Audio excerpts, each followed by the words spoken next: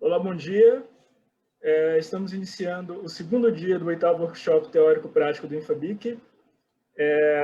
E hoje pela manhã nós temos o prazer de receber a professora Aline Mara dos Santos. A professora Aline é professora doutora no Departamento de Biologia Estrutural e Funcional do Instituto de Biologia da Universidade Estadual de Campinas. Foi pesquisadora no Laboratório Nacional de Biociências no Centro Nacional de Pesquisa e Energia e Materiais, o CNPEM. Possui graduação em Biomedicina pela Universidade Federal do Triângulo Mineiro, doutorado em Ciências pela Faculdade de Ciências Médicas da Unicamp e pós-doutorado no Laboratório Nacional de Biociências no LNBio, no CNPEM. Tem experiência na área de bioquímica celular, com ênfase em biologia celular, biologia molecular e biologia estrutural. Professora Aline, um prazer recebê-la. A palavra. Obrigada, Breno. Obrigada, a todos do INFABIC pelo convite. E hoje, então vou apresentar aqui para vocês, conceitos básicos de proteínas fluorescentes e também, de técnicas de imunofluorescência.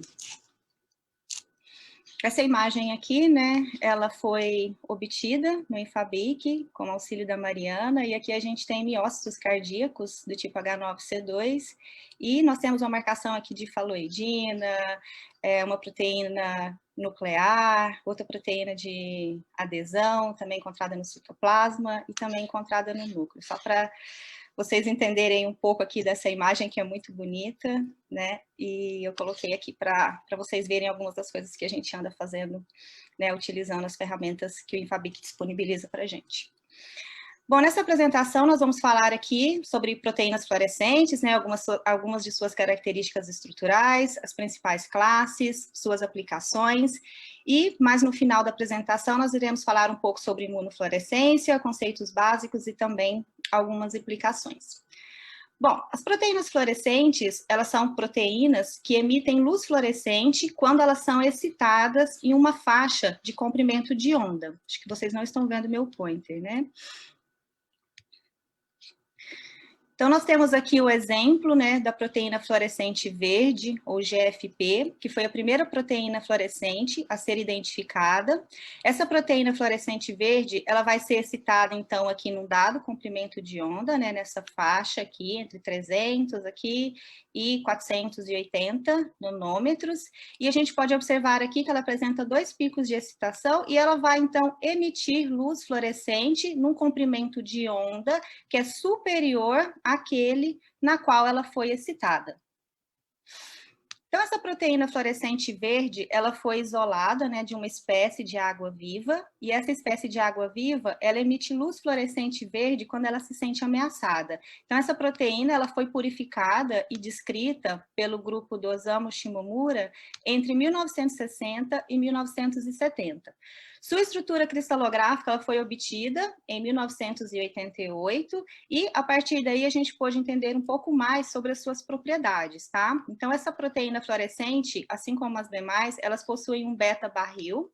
Esse beta-barril ele é constituído por 11 folhas betas e também aqui algumas alfa-hélices pequenas. E no interior desse barril existe, então, um cromófano, tá? E esse conjunto todo, barril com aminoácidos que são expostos aqui na face interna desse beta-barril, junto com esse cromóforo que vai conferir as propriedades fotoquímicas dessa proteína fluorescente verde, tá? Essas proteínas, elas precisam passar por uma etapa de maturação, e essa maturação consiste na formação, ou maturação do próprio cromóforo interno. No caso aqui da proteína fluorescente verde, ele vai ser constituído por uma serina, 65, uma tirosina, 66 e uma glicina, 67. E essa maturação, no caso dessas proteínas fluorescentes, elas não requerem nenhum cofator, nenhum enzima ou substrato, apenas o oxigênio molecular, o que favorece muito o seu uso em células e sistemas vivos. Esse cromófago, como a gente comentou, ele é protegido pelo beta-barril, e aminoácidos que são carregados e são expostos aqui na sua face interna, então que vão conferir as propriedades fotoquímicas dessa enzima.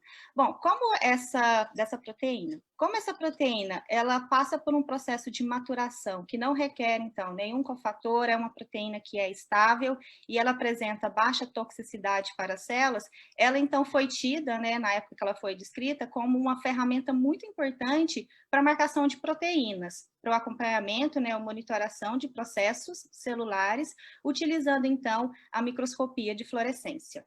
Aqui a gente pode observar, né, a estrutura do GFP, o beta-barril e o cromóforo em seu interior, tá? Então, a gente tem aqui essa proteína que consegue emitir luz fluorescente verde quando ela é excitada.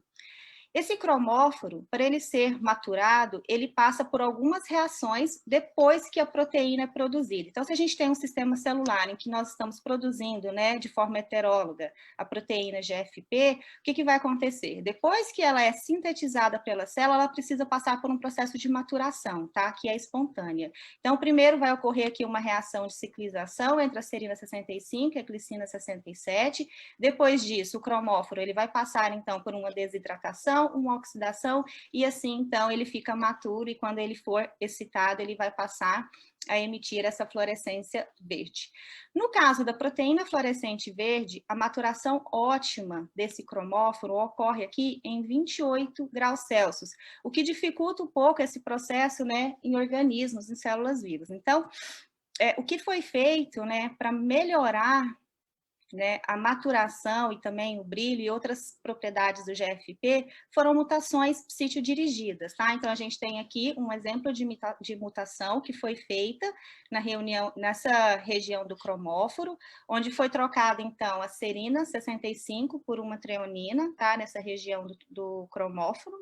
E esse cromóforo, então, ele passa aqui pelas mesmas reações até atingir, né, o seu estado maduro, até passar pela maturação, e no caso, essa proteína fluorescente verde, que foi melhorada, né, enhanced, ela vai apresentar o dobro de brilho em relação à GFP, né, ela também vai apresentar uma maior fotoestabilidade, e outras mutações silenciosas também foram, né, executadas nessa proteína fluorescente verde para que ela melhorasse a sua expressão em células de mamíferos.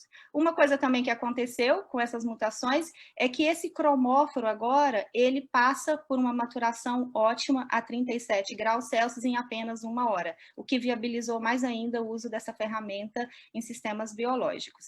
Então, aqui a gente tem uma animação da maturação desse cromóforo, né? Ele passa por uma torção, depois uma reação de ciclização, depois novamente também uma desidratação e uma oxidação, e agora então ele está pronto para ser excitado e emitir fluorescência.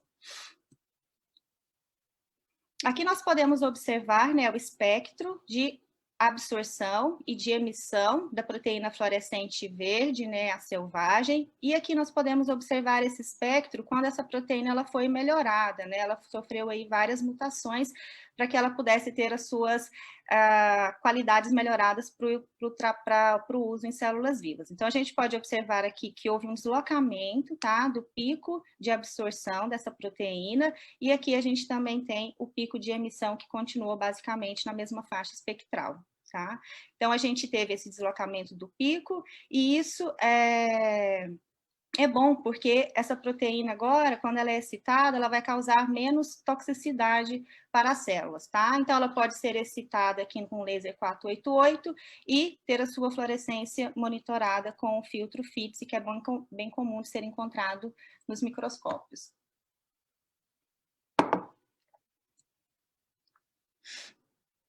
Essa proteína, né, fluorescente verde, ela foi então clonada na época, logo depois que ela foi identificada, e a gente tem hoje vários vetores que podem ser usados para a expressão dessa proteína fluorescente verde em diversos sistemas celulares. Então, aqui a gente tem apenas um exemplo de um vetor de expressão. Nós temos aqui, então, a sequência codificadora do EGFP. Nós temos, em seguida, aqui um sítio múltiplo de clonagem, tá? Que a gente pode observar em melhor detalhe aqui embaixo.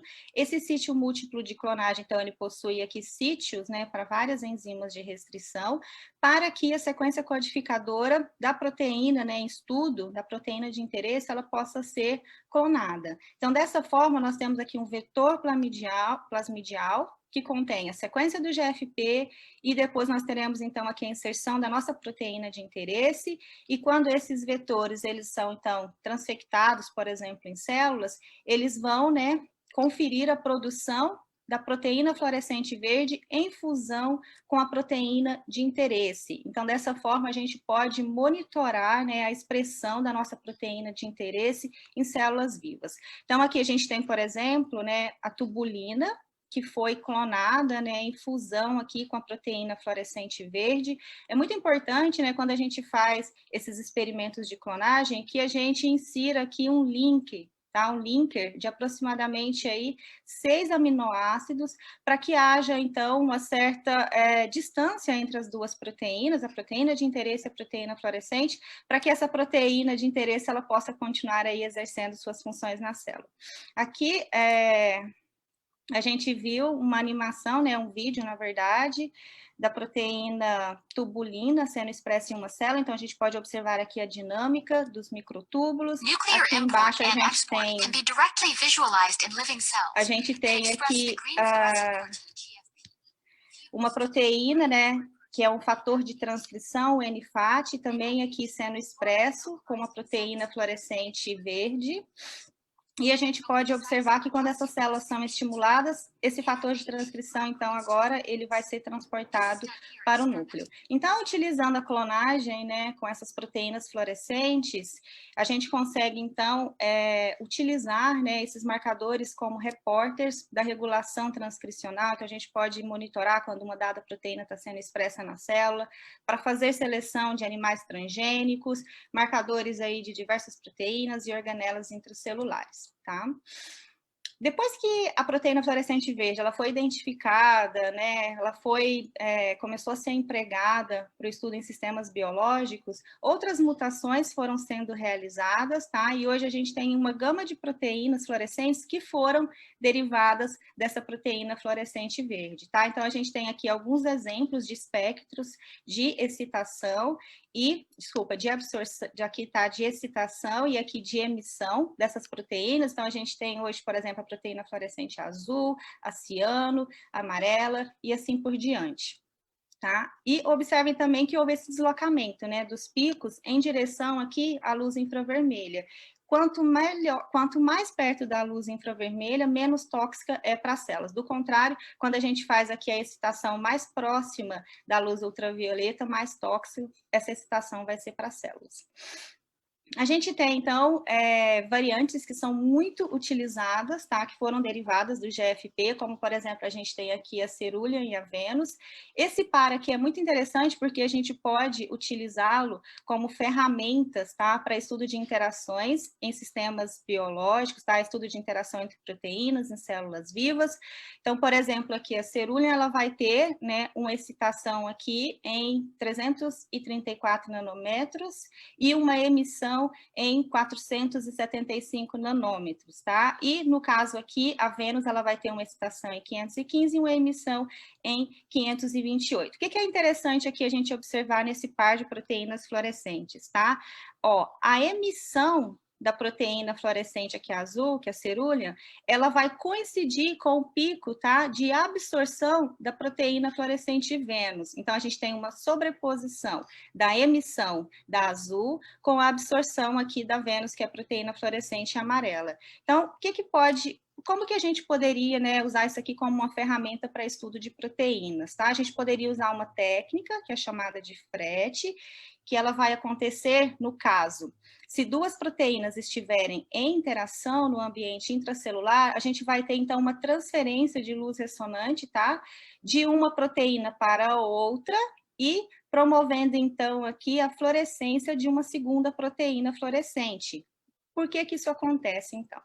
Se a gente faz uma excitação aqui da Cerulean, por exemplo, ela vai emitir luz fluorescente. E no caso, essa emissão aqui, ela pode então ser usada, como a gente viu aqui, por causa dessa sobreposição, né, do pico de emissão da Cerulean com o pico de excitação da Vênus. Então, essa luz, essa energia, ela pode ser transferida para a Vênus e pode haver, então, a excitação da Vênus, caso a proteína A e B estejam em interação no ambiente intracelular. Então, se não há interação entre a proteína A e B, que eu pretendo estudar, né, se elas interagem nas células vivas, E se não há interação, então o que vai acontecer? Eu vou excitar apenas a proteína azul e eu vou enxergar, então, a fluorescência da proteína azul e não vou enxergar a fluorescência da proteína amarela. Caso haja, então, interação entre as proteínas A e B, o que vai acontecer, então, é que a excitação da azul vai promover, né, com a sua emissão, a excitação da amarela, e a gente, então, vai conseguir enxergar aqui a fluorescência amarela, indicando que as proteínas A e B interagem, então, no ambiente intracelular. A gente tem aí disponível, né, uma grande quantidade de proteínas fluorescentes, né, o que possibilita aí o estudo de diferentes proteínas numa mesma célula viva. E não parou por aqui, né? A gente, na verdade, aqui a gente teve, né, que em 2008, 3 pesquisadores que foram responsáveis tanto pela descoberta, cristalização, clonagem, mutação e demonstração de aplicações das proteínas fluorescentes, né, no caso aqui da Verde, eles receberam, né, o Prêmio Nobel de Química em reconhecimento, né, à importância que essas proteínas trouxe para o estudo dos sistemas biológicos. Depois disso, né, a procura por novas proteínas, ela continuou, tá? Principalmente de proteínas fluorescentes vermelhas, porque essas proteínas, elas são menos tóxicas para as células, né? No caso, a excitação delas é menos tóxicas para as células, e também porque a gente precisa de proteínas que sejam excitadas e emitem fluorescência nos diferentes faixas aqui da luz, tá? Então, a gente, com essas novas proteínas fluorescentes, a gente consegue, né, fazer uma marcação simultânea com diferentes tipos de sondas, né? Tecidos, eles também vão florescer menos nessa faixa espectral, tá, da luz vermelha, então a gente tem menos autofluorescência. A gente também tem uma melhor tolerância celular nessa faixa espectral e também a gente tem aí bons pares para frete, sem ter sobreposição dos picos de excitação. Então, no caso do frete, isso é muito importante, porque se eu excito uma proteína, né, e excito o seu par também, eu não vou conseguir ter certeza que eu estou tendo uma transferência de luz devido à interação das proteínas A e B, por exemplo. Tá? Então, aqui eu trouxe para vocês um outro exemplo de proteína fluorescente, nesse caso ela é originada de anêmonas, que é a proteína DS-RED, tá? Então, essa proteína fluorescente, como o nome dela diz aqui, é uma proteína fluorescente vermelha, tá? Ela foi identificada em corais, em um aquário de Moscou. O problema dessa proteína fluorescente é que ela é um tetrâmero obrigatório, tá? O que inviabiliza, por exemplo, o seu uso para estudo de interações proteicas. O seu cromóforo, ele é semelhante ao do GFP, tá? Mas ele apresenta uma maturação lenta, de 11 a 15 horas, o que também dificulta, né, o seu uso em sistemas biológicos. Mas, depois que essa proteína foi descoberta, ela também passou por uma série de mutações, tá? Então, várias outras proteínas foram derivadas dessa. A gente tem aqui, então, proteínas que vão emitir luz fluorescente em diferentes comprimentos de onda, o que favorece o seu uso, né, para o estudo nos sistemas biológicos. Então, a gente pode ter combinações de proteínas fluorescentes azuis, amarela, vermelha, e as também que estão aqui mais, né, o far red, que são as que vão florescer aqui num comprimento de onda maior, mais próximo da luz infravermelha.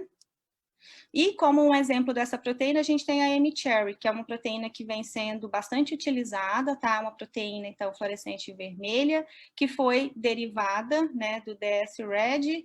Ela vai apresentar 50% do brilho em relação ao GFP, o que já é muito bom.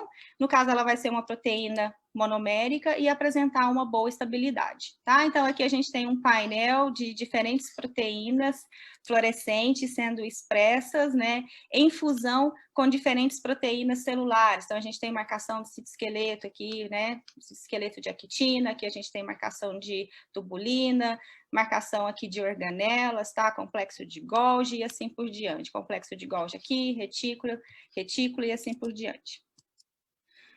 Bom, então a gente viu que a gente tem uma grande possibilidade, né, de proteínas fluorescentes para que nós possamos utilizá-las em fusão com as nossas proteínas de interesse para estudar a função proteica em organismos vivos ou em diferentes tipos celulares. Mas como que nós vamos escolher as proteínas fluorescentes?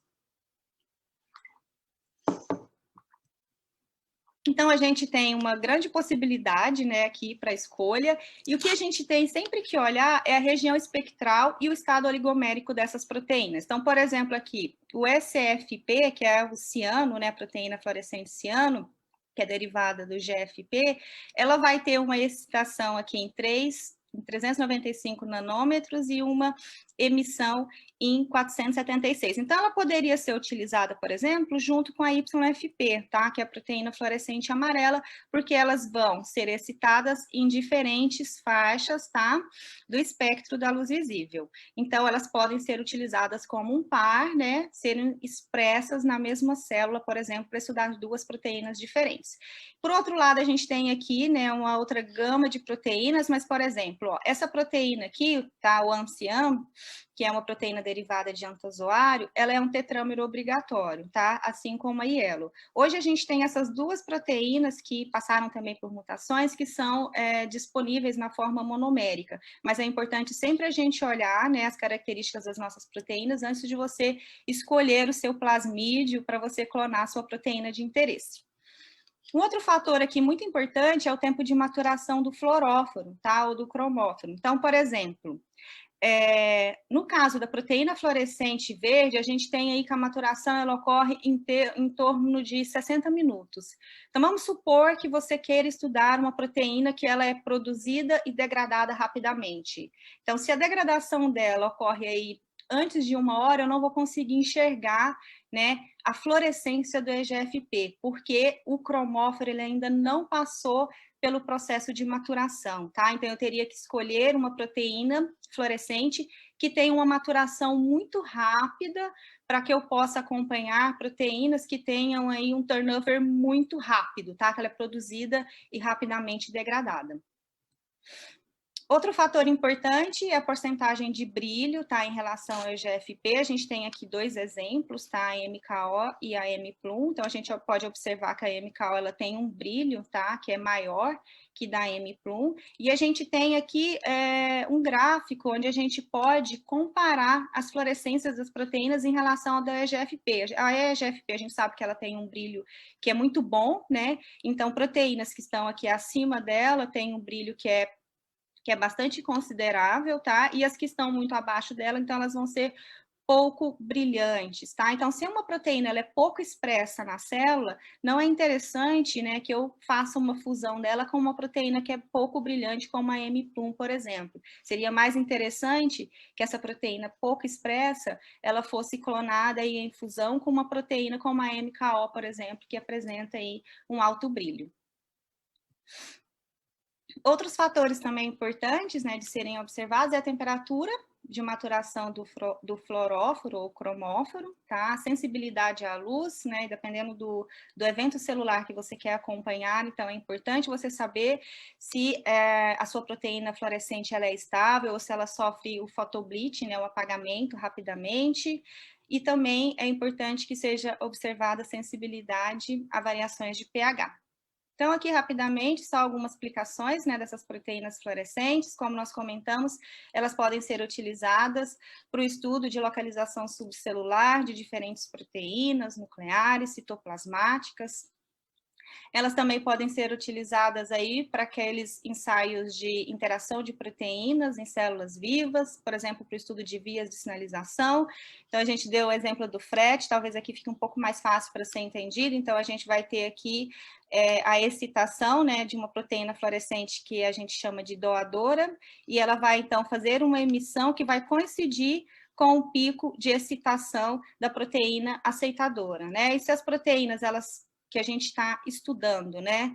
Se elas estão próximas o suficiente na célula, em torno aí de 5 a 10 nanômetros, ou seja, se elas estiverem em interação, a gente então vai ter a transferência, né? Quando a gente faz a excitação da proteína ciano aqui, por exemplo, então a gente vai ter a transferência, né, de luz para a proteína amarela aqui, o YFP, e nós então iremos enxergar a fluorescência do amarelo, indicando que as proteínas em estudo estão em interação no meio intracelular, tá?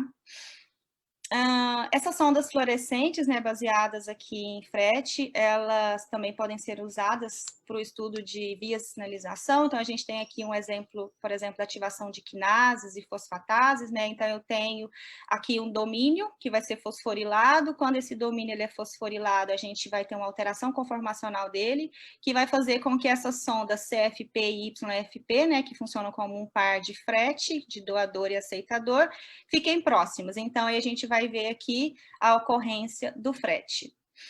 Também são utilizados em estudos aqui para ativação de proteases, tá? Então, eu tenho FRET, quando a protease está inativada, quando ela é ativada, então tem a clivagem desse domínio, as sondas são afastadas e a gente, então, deixa de ter o FRET. E também estudado aqui para ativação de receptores de membrana, tá? Elas podem ser utilizadas nesse caso. A gente também tem aqui um domínio que é fosforilado. Quando esse domínio aqui é fosforilado, ele vai interagir com esse domínio SH2, promovendo, então, uma alteração conformacional, tá? Desse sistema, e aqui no caso, quando o receptor está inativado, não tem FRET, quando ele é ativado, então, a gente observa a ocorrência de FRET.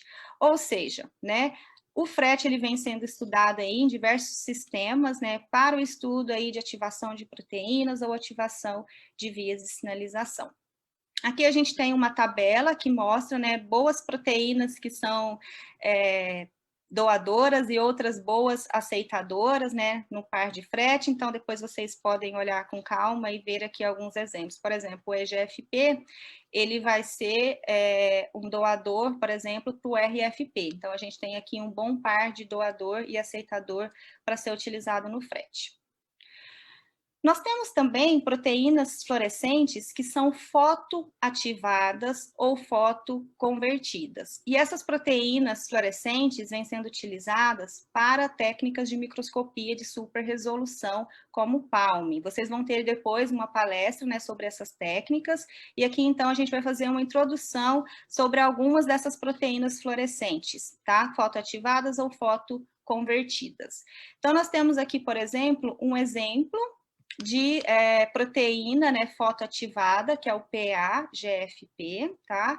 O que vai acontecer? O PA-GFP, quando ele não está ativado, tá? Ele vai ser excitado a 390 nanômetros. Então, ele vai ser ativado com a luz UV e quando ele passa, então, do estado inativo para o estado ativado, ele vai poder ser excitado com um outro comprimento de onda, tá? Que no caso aqui vai ser o 506 nanômetros. Então, o que vai acontecer aqui é que a luz UV ela vai fazer, né, uma alteração no ambiente químico do cromóforo, promovendo, então, a ativação dessa proteína, tá? Então, a gente pode observar aqui a proteína, quando ela não está ativada, ela vai ser excitada com 390 e vai emitir luz fluorescente azul, tá?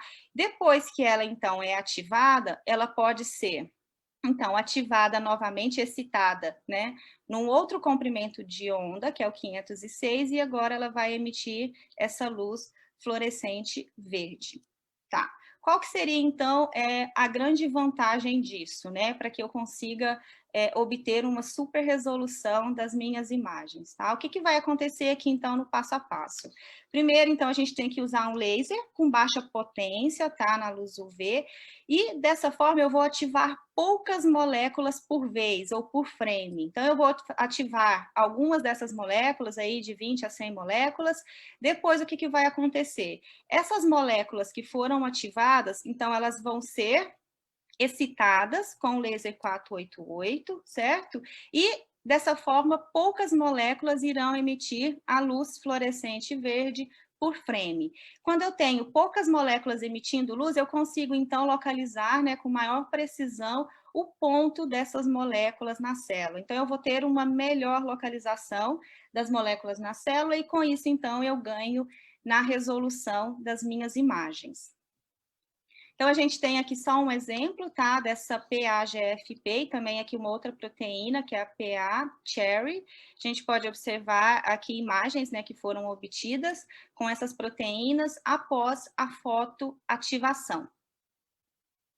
Agora, um exemplo de uma proteína que é fotoconvertida, a gente tem o hemios. O hemios, ele é uma proteína que vai emitir fluorescência em 516 nanômetros, e quando ele é convertido pela luz UV, ele passa, então, a emitir uma fluorescência alaranjada, tá? Em 581 nanômetros. Então, aqui, qual que é a diferença da fotoativada para a fotoconvertida? Nas fotos convertidas, a gente vai ter uma alteração que é permanente no cromóforo dessa proteína, tá? E o que que vai acontecer? Depois, então, que ela é convertida, ela vai deixar de emitir essa luz fluorescente verde e vai passar a emitir a luz fluorescente aqui, alaranjada, mais avermelhada, tá? E por que que isso aqui é interessante? Da mesma forma, né, eu vou fazer o quê? A conversão de poucas moléculas, tá? Então, poucas moléculas vão brilhar aqui no comprimento de onda de em torno de 580 nanômetros, e dessa forma, como eu tenho poucas moléculas brilhando, eu consigo identificar melhor a posição dessas moléculas na célula, tá? Bom, depois de falar um pouco aqui sobre proteínas fluorescentes, nós vamos falar rapidamente, tá? Sobre imunofluorescência.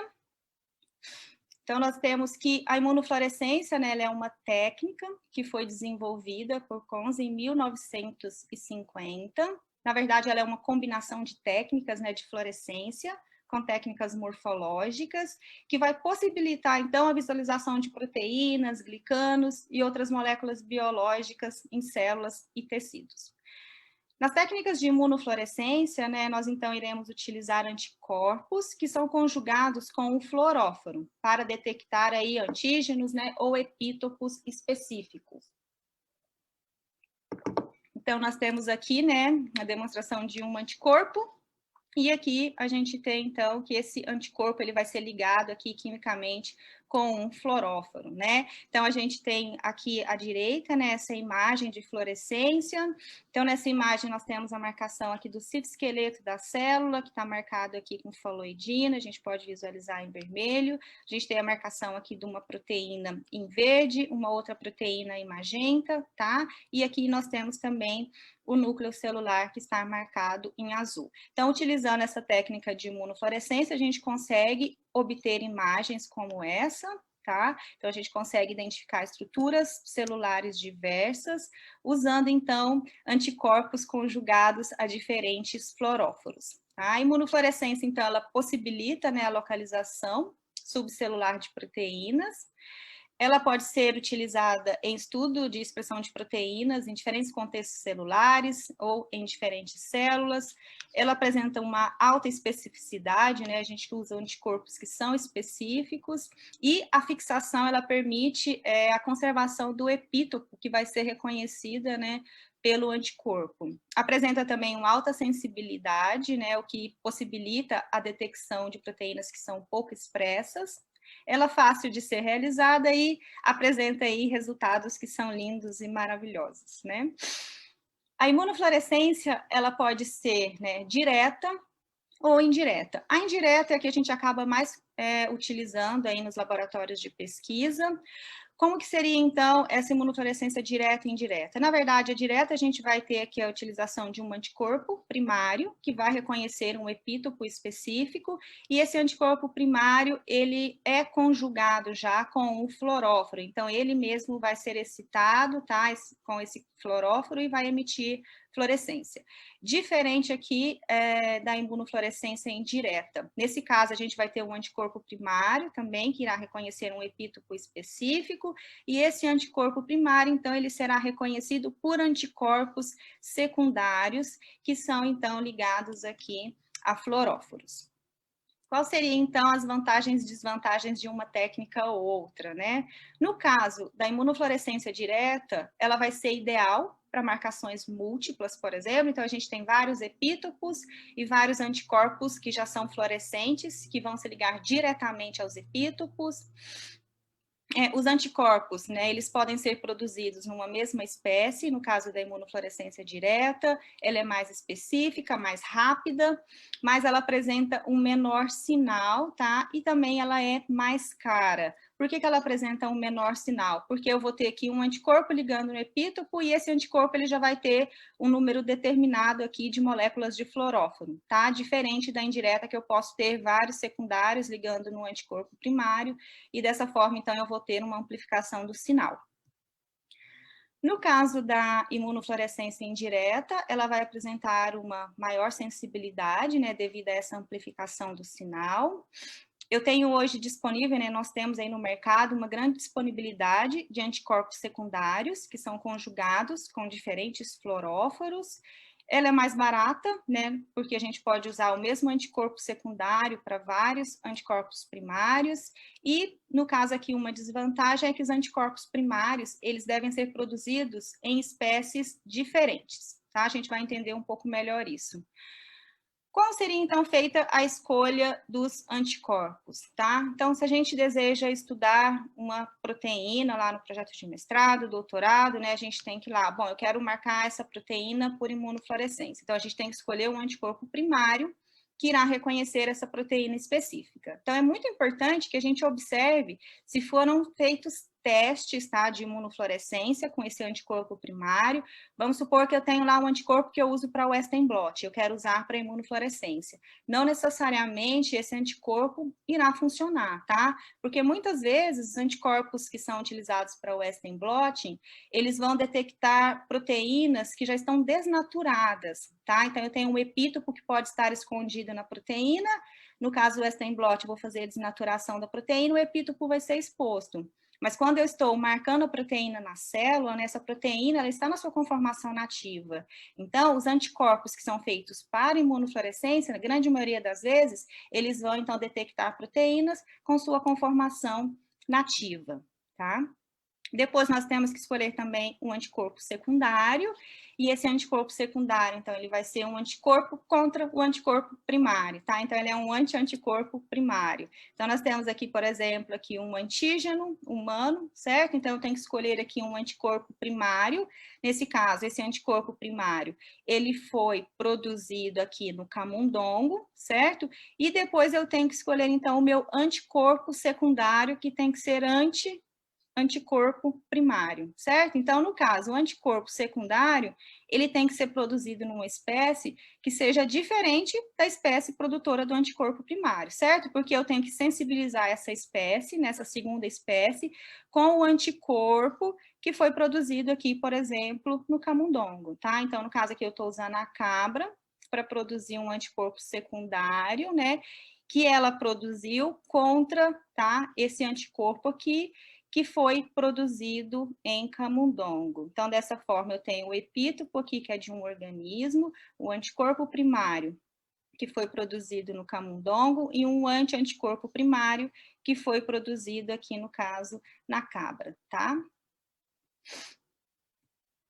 Ótimo. Então, aqui a gente tinha uma marcação simples, né, de apenas um epítopo, e agora se eu quero, por exemplo, fazer a marcação de 3 epítopos diferentes, né? Então, se eu vou marcar 3 epítopos diferentes, fazer uma marcação múltipla, eu vou ter que ter, então, aqui um anticorpo primário para o antígeno, ou epítopo X, e ele deve ser produzido, então, no caso aqui, numa espécie que é diferente da espécie que produziu o outro anticorpo primário, que é diferente da espécie que produziu aqui o terceiro anticorpo primário.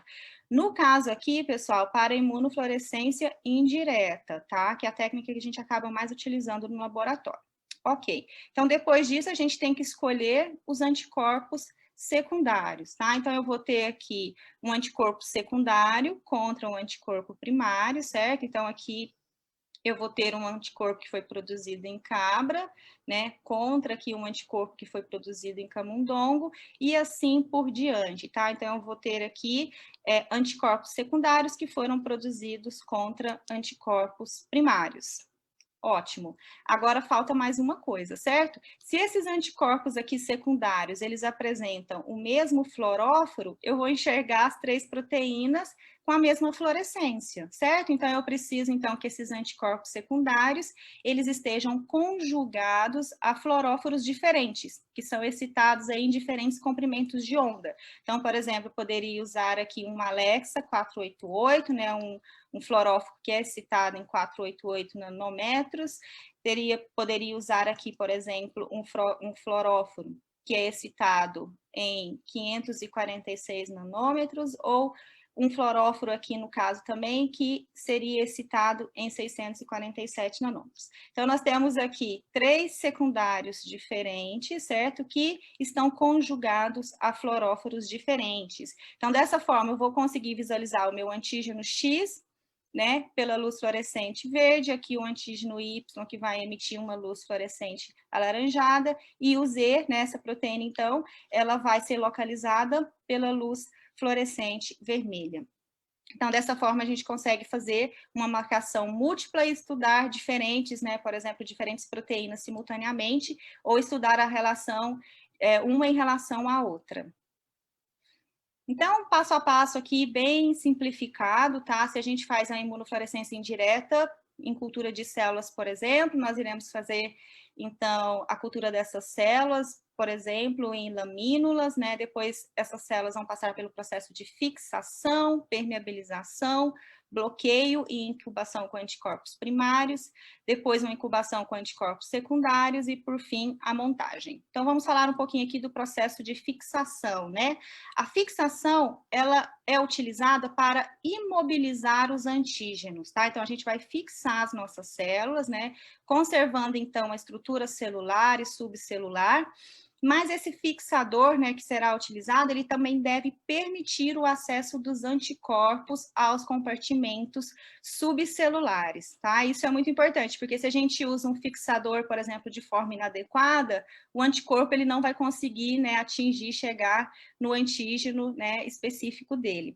Então, vamos lá. A gente tem, por exemplo, fixadores que são reagentes de crosslink, como, por exemplo, o paraformaldeído, né, 4%, que é bastante utilizado nas técnicas de imunofluorescência, tá? Um detalhe desse fixador é que ele deve ser usado aí por, no máximo, 15 minutos, porque senão o que vai acontecer é que ele vai promover essas ligações cruzadas entre as estruturas da célula e vão ter tantas ligações cruzadas que o anticorpo ele não consegue mais chegar na proteína-alvo dele, tá certo?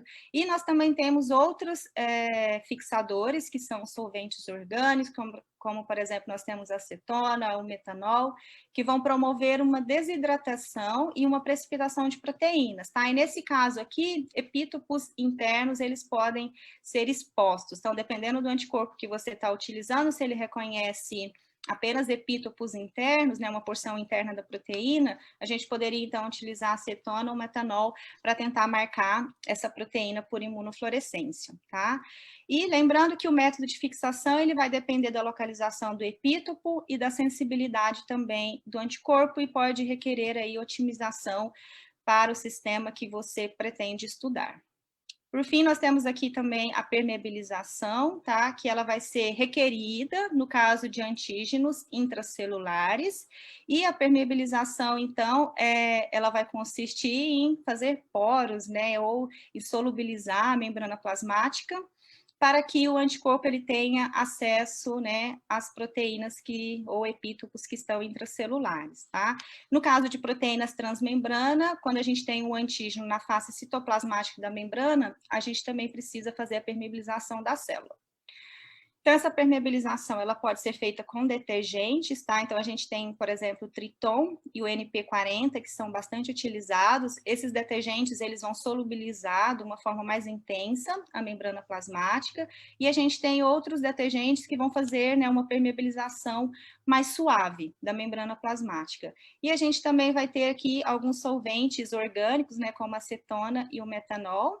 Então, eles servem tanto para fixação e eles também já promovem a permeabilização das células, né, da membrana dessas células. Então, a gente tem aqui, né, uma célula que não passou pelo processo de permeabilização. Se o meu epítopo ele está exposto na superfície celular, então ele vai ser identificado, certo, pelo anticorpo primário, secundário e assim por diante. Então, a gente não precisa permeabilizar as células.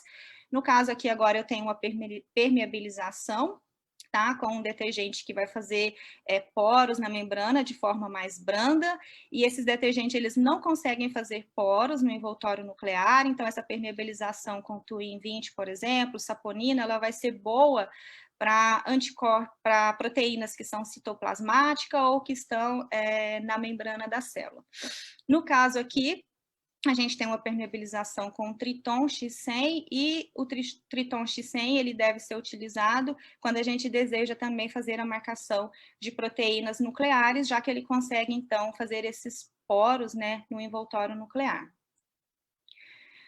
Depois, então, que as células estão permeabilizadas, né, a gente tem um passo de bloqueio e incubação com anticorpos primários. Então, o bloqueio ele é feito geralmente de 1 a 5% de solução de BSA, tá? E deve ser feito aí de 30 minutos a 1 hora, a temperatura ambiente. Esse passo ele é importante para aumentar a especificidade da reação. Depois do bloqueio, né, a gente vai ter, então, a padronização do anticorpo primário, né? A gente vai diluir esse anticorpo primário, fazer diferentes diluições desse anticorpo primário para que a gente possa testar qual que é a diluição adequada para marcação da proteína de interesse. Normalmente no datasheet dos anticorpos já vem uma diluição, né, que é sugerida, e a gente pode observar aqui, né, que seria o efeito da diluição na marcação da sua proteína de interesse, tá? Então, a gente tem uma diluição de 1 para 200, 1 para 400 e 1 para 800. Então, 1 para 800, a gente pode observar que eu tenho poucas proteínas aqui emitindo luz fluorescência. Então, essa diluição também, ela vai depender do tipo de técnica de imunofluorescência que você pretende utilizar, tá? Se eu faço uma fluorescência convencional, eu posso utilizar aqui, por exemplo, a diluição de 1 para 200. Mas se eu pretendo fazer uma microscopia de super resolução, onde é interessante que poucas moléculas estejam brilhando, eu tenho que fazer uma diluição maior aqui, no caso eu tenho essa 1 para 800. Tá? E as soluções com anticorpos primários, elas também devem conter BSA, tá? Para aumentar a especificidade da reação. E a incubação com anticorpo primário, ela pode variar de 30 minutos a 1 hora a temperatura ambiente, pode ser feita também aí overnight na geladeira. A gente tem aqui ao lado um exemplo, tá? De uma célula, aqui eu tenho um miócito, também H9C2, marcado aqui com a proteína quinase de adesão focal. Após, então, as lavagens, né, a gente tem incubação com os anticorpos secundários, tá? Então, a gente vai incubar as células com anticorpo secundário também, numa solução de BSA 1%, uma incubação também que pode variar de 30 minutos a 1 hora a temperatura ambiente, e nesse passo nós também podemos marcar o citoesqueleto de actina, tá? Então, a gente usa muito aqui a faloidina conjugada com um fluoróforo para a marcação desse citoesqueleto. Então, a gente pode observar aqui citoesqueleto de actina, de um miócito cardíaco marcado, e aqui a sobreposição com uma proteína marcada, tá? E que está emitindo fluorescência verde, no caso aqui. Então, a gente consegue, né, ver a relação da nossa proteína com o citoesqueleto da célula. E, por fim, nós vamos ter também a montagem, né, e a gente sempre deve usar um meio de montagem para que a fluorescência ela seja conservada, e esse meio de montagem, ele pode estar com ou sem DAP, né, caso haja aí a preferência por fazer uma marcação nuclear, e as lâminas, elas devem ser seladas, tá, para evitar, então, a movimentação, quando a gente está manipulando no microscópio, e também aí a desidratação do nosso material, tá? Então, a gente tem aqui uma célula marcada e aqui, né, com o DAP para visualização do compartimento nuclear. Aqui, né, na imunofluorescência, a gente também consegue fazer, né, as técnicas de microscopia de super resolução, no caso aqui a gente tem STORM, e para fazer fluorescência, né, de super resolução do tipo STORM, a gente vai seguir basicamente os mesmos passos, né, utilizados para imunofluorescência convencional. Qual seria, então, aqui as diferenças, tá? A gente tem que usar, no caso, uma placa, tá, com o fundo de lamínula, e as células, elas, então, devem ser cultivadas nessa placa. Nós teremos que fazer, então, uma diluição dos anticorpos primários e também secundários, para que a gente tenha, então, poucas moléculas marcadas, para que a gente consiga fazer com que apenas algumas brilhem, para que a gente possa, então, localizar melhor essas moléculas nas células. Será feita também uma redução do tempo de incubação com anticorpos primários e secundários, que vai variar aí de 10 a 30 minutos. E também será utilizado aqui um tampão de super resolução, tá? Então, por isso que essas células devem ser cultivadas numa plaquinha com fundo de lamina, porque para a obtenção das imagens, então, será adicionado esse tampão de super resolução, e esse tampão vai ajudar, então, a modular a ativação de moléculas. Então, eu vou ter que poucas moléculas vão ser excitadas e vão emitir fluorescência por frame. Então, eu vou ter ativação de poucas moléculas. Então, poucas moléculas estarão brilhando e isso vai facilitar a localização das proteínas de interesse no ambiente intracelular. Eu trouxe aqui, né, rapidamente para a gente comparar dois tipos de microscopia de super resolução. Então, a gente tem aqui a microscopia do tipo SIM, né, que é a iluminação estruturada. Então, quando a gente fez a marcação dessa proteína que está aqui, né, com fluorescência em vermelho, a gente observava, né, a distribuição da proteína no citoplasma, núcleo, região aqui perinuclear, e a gente sempre observava aqui umas estruturas vesiculares, né, isso chamou um pouco nossa atenção, falou assim, olha, a gente vê que a nossa proteína, ela não está dentro, né, dessas estruturas vesiculares. Mas quando a gente fez, então, a microscopia de super resolução do tipo STORM, nós observamos que a nossa proteína de interesse, ela não só não está dentro das estruturas vesiculares, mas como ela está presente na membrana, ela está revestindo essas vesículas, tá? Então, a gente tem uma resolução aqui, utilizando o STORM, que é muito aumentada, tá? Uma resolução que vai aí até 10 nanômetros, diferente aqui da microscopia de super resolução do tipo SIM, que a gente vai conseguir uma resolução aí em torno de 80 nanômetros, tá?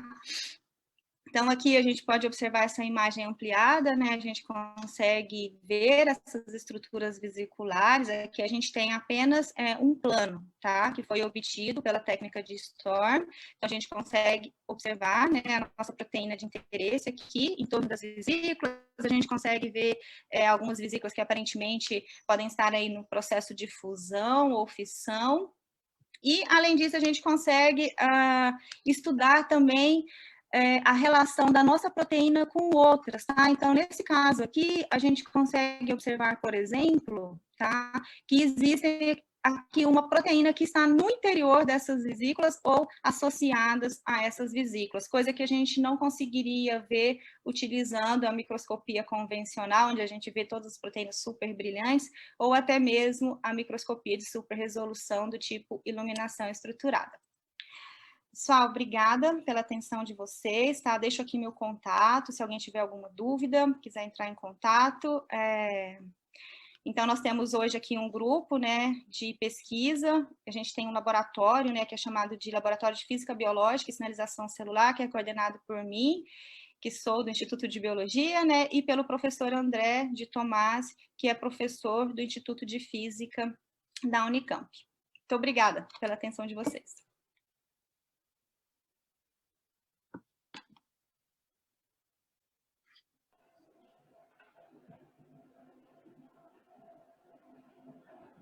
Olá, professora Aline. Nós temos bastantes perguntas, recebemos muitas perguntas aqui no Facebook. A primeira é Lara Mensky. Pergunta, por que a imunofluorescência direta seria mais ideal para marcações múltiplas? Tá, para Lara. Lara, então, na verdade, quando a gente tem marcações múltiplas, a gente poderia, por exemplo, usar anticorpos produzidos no mesmo organismo, mas que estão conjugados com fluoróforos diferentes. Então, a gente tem uma gama muito grande de fluoróforos e, por outro lado, os anticorpos primários, eles são produzidos em apenas alguns organismos diferentes, tá? Então, a gente teria aí facilmente anticorpos primários que foram produzidos em 4 organismos diferentes, não mais que isso, tá? Ao passo que fluoróforos, né, eu tenho aí uma grande disponibilidade. Então, eu poderia usar, por exemplo, todos os anticorpos primários produzidos em camundongo, mas, então, cada anticorpo primário, ele vai reconhecer um epítopo específico, certo? Mas esses anticorpos primários, eles vão ter que estar conjugados a diferentes fluoróforos. Então, se eu tenho anticorpos primários no mesmo organismo, mas com diferentes fluoróforos, eu consigo, então, identificar simultaneamente, né, diferentes proteínas numa mesma célula. Tá bom, Lara? Pronto. Próxima pergunta, da Maura Lima. Ela perguntou, já ouvi que há como intensificar o sinal dos anticorpos conjugados na imunofluorescência direta. Saberia informar alguma forma de fazer isso?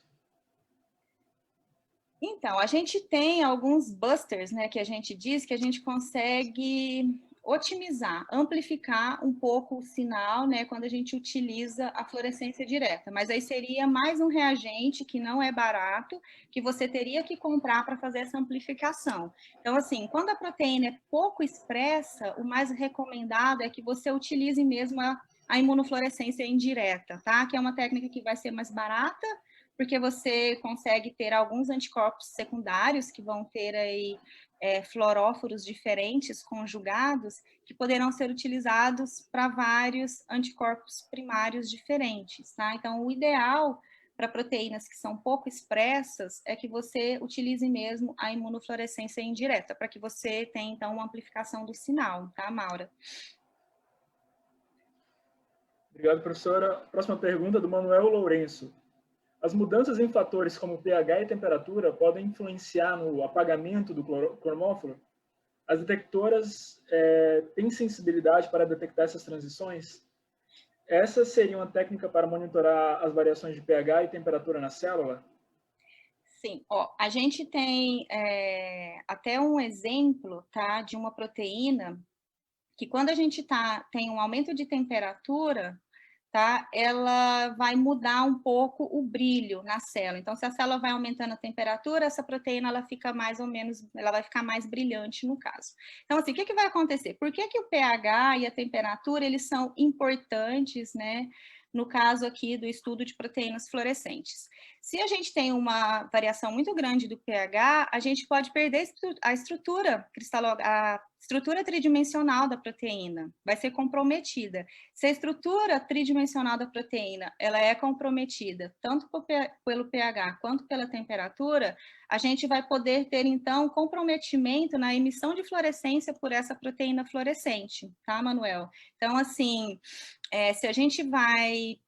por exemplo, eu tenho um sistema que eu quero estudar a variação de pH, né? Se eu tenho uma proteína fluorescente, quando eu vou tendo um aumento de pH, pode ser que eu tenha, então, aí uma desnaturação da proteína e ela vai, então, passar a emitir menos fluorescência. Não sei se foi exatamente isso que você perguntou, mas sim, né? pH e temperatura vão ser importantes, tá? Porque vão influenciar na estrutura, na conformação da proteína, influenciando, assim, né, na emissão de luz fluorescência por ela.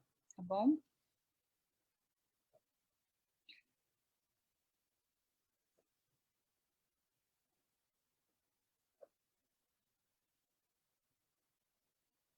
Breno? Eu não tinha desmutado o meu microfone. A próxima pergunta da Ana Clara Fonseca, a pergunta: o processo de fixação na imunofluorescência é igual para as células aderentes e em suspensão? Pergunto isso porque as células em suspensão tendem a se romper mais facilmente na presença de um fixador.